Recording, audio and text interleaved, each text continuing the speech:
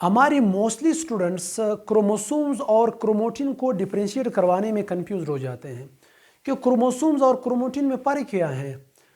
क्योंकि हम एक ही डिफिनेशन पढ़ते आ रहे हैं कि chromosome is a thread like structure. तो फिर क्रोमोटिन क्या है, कब हमें क्रोमोटिन देखने को मिलेंगे और कब क्रोमोसोम्स हमें देखने को मिलेंगे। तो क्रोमोसोम्स और क्रोमोटिन को बेस्ट एक्सप्लेन किया है, डिफरेंशिएट करवाया है हमारे एक पाकिस्तानी राइटर ने, उसका नाम था प्रोफेसर रियाजुल्लाह करामे।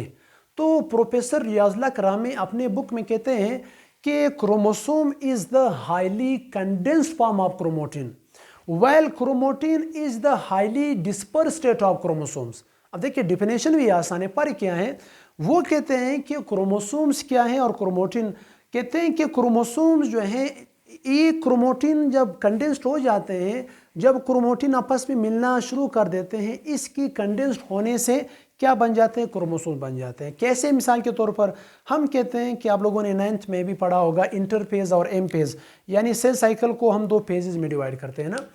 इंटरफेज को हम कहते हैं non dividing cell, non dividing phase भी कहते हैं। इंटरफेज को हम प्रिपैरेटरी फेज भी कहते हैं। इंटरफेज को हम ग्रोथ फेज भी कहते हैं, नॉन डिवाइडिंग फेज भी कहते हैं। स्टूडेंट्स, इस फेज में सेल डिवाइड नहीं होता, सेल अपने आप को प्रिपेयर करना शुरू कर देते हैं। तो इस कंडीशन में होता क्या है, इस कंडीशन में हमें जो जेनेटिक मटेरियल देखने को मिलेंगे वो होंगे किस सूरत में, वो होंगे हमारे पास क्रोमोटिन की सूरत में।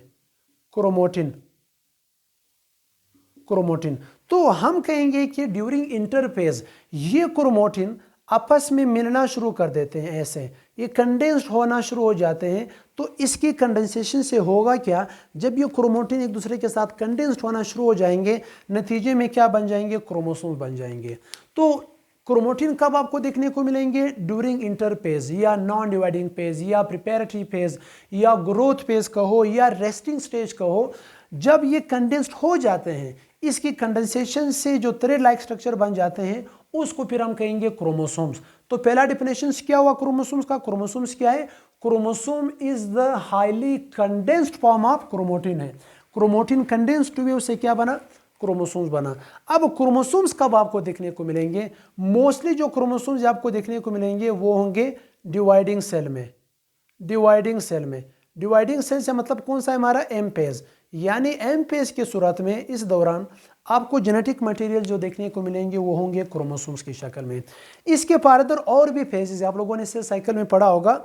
एक लास्ट फेज है टीलोफेज, उसमें होता क्या है स्टूडेंट्स, फॉर एग्जांपल क्रोमोसोम्स को एक धागों ने खींच के रखा है, तो जब वो धागे टूट जाएंगे जिसको हम कहते हैं स्पाइंडल फाइबर्स, जब ये धागे टूट जाते हैं, जब ये धागे टूट जाते हैं तो क्रोमोसोम्स क्या हो जाते हैं, क्रोमोसोम्स बिखरना शुरू कर देते हैं ऐसे, यानी ये क्रोमोसोम्स क्या हो जाएंगे, ये बिखर जाएंगे, क्योंकि पहले इन धागों को किसी ने खींच के रखा था। जब वो धागे टूटे ये आपस में क्या हुए, बिखर गए।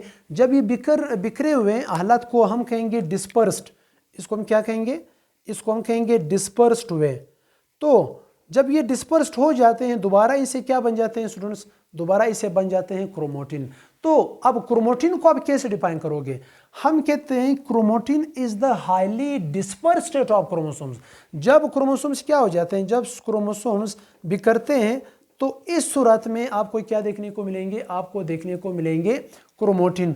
और वही क्रोमोटिन जब कंडेंस्ड हो जाते हैं नॉन डिवाइडिंग स्टेज में तो उससे दोबारा क्या बन जाते हैं, उससे बन जाते हैं क्रोमोसोम्स। तो ये था इन दोनों के दरमियान में डिफरेंस।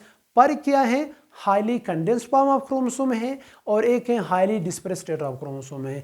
यानी जब क्रोमोटिन कंडेंस्ड हो जाते हैं क्रोमोसोम बन जाते हैं, जब क्रोमोसोम डिस्पर्स्ड हो जाते हैं, बिखर जाते हैं, उसे दोबारा क्या बन जाएंगे, उनसे दोबारा क्रोमोटिन बन जाएंगे।